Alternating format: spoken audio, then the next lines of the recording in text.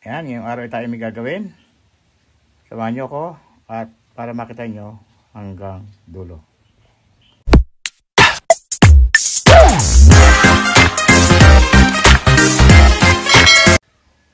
Ayan, ngayong araw ay may babahagi ako sa inyo at tayo gagawa ng magagamit natin kung sakaling mag-burn out.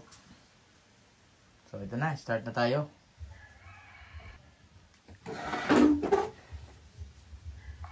Gamit natin na itong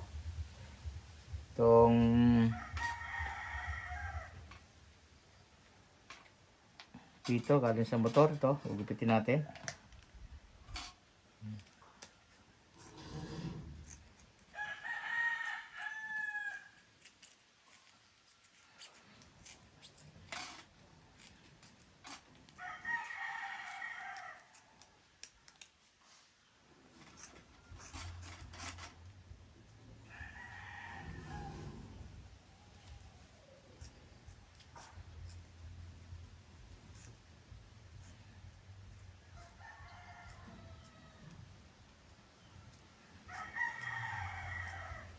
Meron din tayo ditong bote, lighter, flies, saka itong pangkat at alambre na stainless.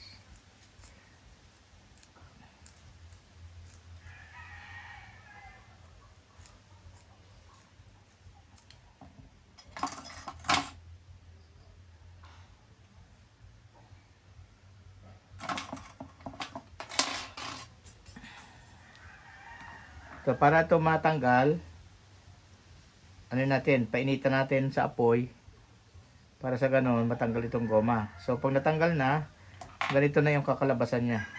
Natanggal na. Ganito na siya. So kailangan gumamit tayo ng hindi plastic na magiging mitsano, yung ganito, para mag-apoy, o kaya yung katsa or seda, ano. Tapos ilalagay natin dito. Gawin natin ito dito. Ayan. Kasi may butas. Kailan nyo tanggalin nyo nasa loob. Kasi natanggal ko na ito. Pinipihit lang naman ito. May pang nabibili na pangkalas o pwedeng DIY. Gumawa ng DIY na pang baklas. Iniikot para matanggal yung nasa loob. Yung naghaharang sa hangin kapag may lamang hangin yung interior. So natanggal ko na itong butas nito. Yung nakaharang dyan. At ilalagay na lang natin itong mitsa.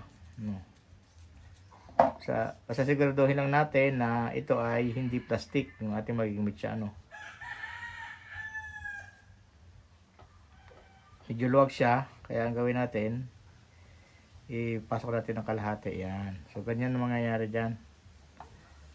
Okay. Ganyan lang kasimple. Malaking pakinabang ito lalo na kung mag-burn out. Lalo ko sa probinsya at wala tayong ilaw, magagamit natin ito. Saka meron ako ditong isang maliit na bote, ayan, garapon yan, glass, para sa ganon ay hindi masunog, no? Tanggalin natin itong takip, pero hindi natin pwede ito tapon kasi pagka hindi na natin ito ginagamit, takip lang ulit natin ganyan, no? So ayan, so, ang gawin natin ay papasok lang natin ito dito. Ayan. Pero ano, kailangan may maghahawakin dyan para hindi siya bumaba dun sa mantika. So gamit natin itong stainless na wire. Iikutin lang natin. Ikutin natin ito ganyan. Malambot lang naman.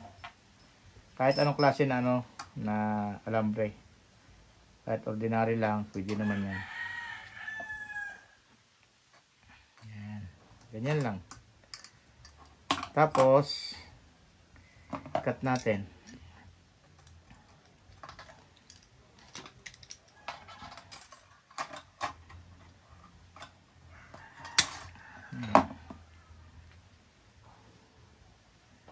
Tapos, ganito lang natin.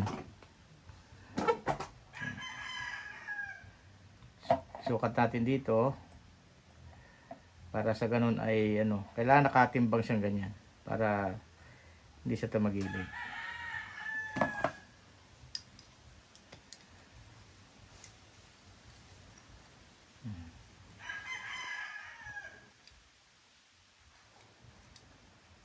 Likoy lang natin ng kaangat. Kaangat dito. Ganyan siya. Tapos yung isa, ganoon din.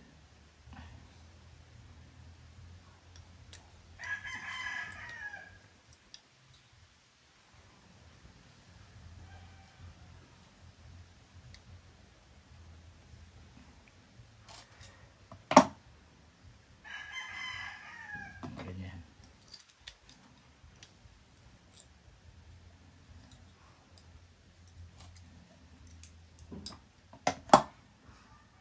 Napakasimple lang ito gawin para at least makatulong sa atin. Kasi tayo ngayon malimit yung mga bagyo, dumadating, mga kalamidad.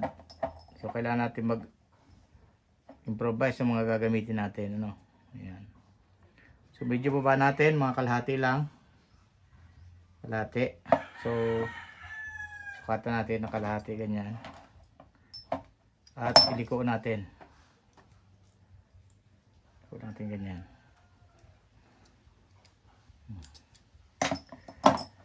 So ayan, ganyan. Tapos ito namang isa, kailangan pareha sila para sa ganun ay timbang, balance.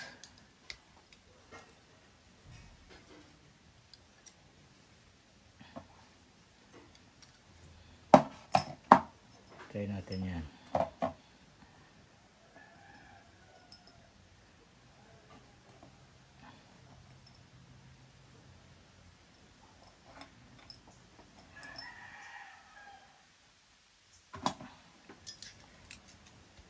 Tigas lang yung ating plies.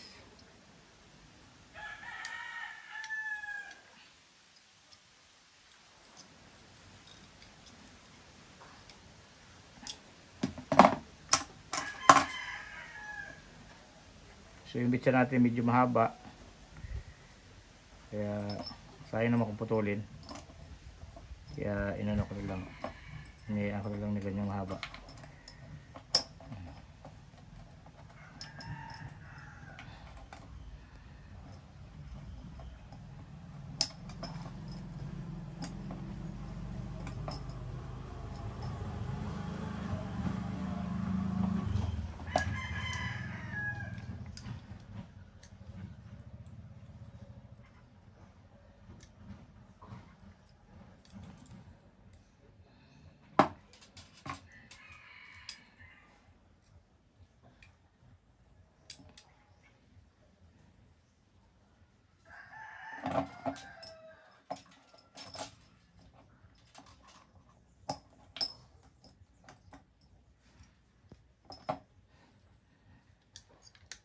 Tapos ikat lang natin dito.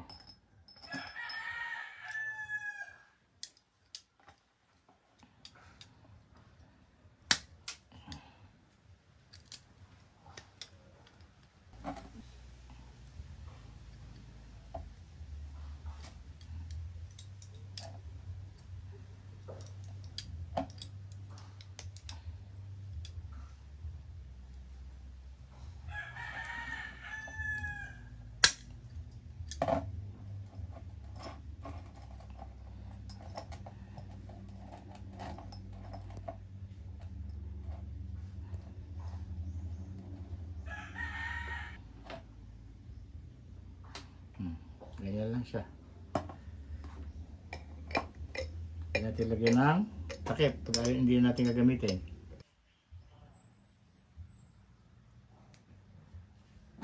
Lagyan natin ng mantika.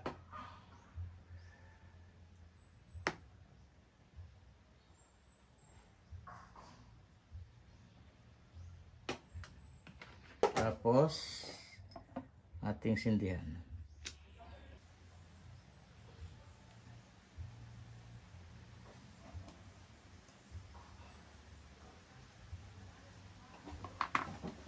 Ayan. Ito yung ating ginawa, oh.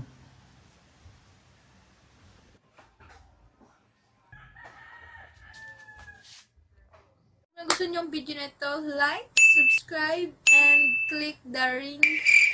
Click the notification bell or bell icon. Diba ba? Yeah. 2 times para ma-notify po kayo Yes. sa mga susunod namin gagawin na videos. Thank you! Bye! Bye-bye!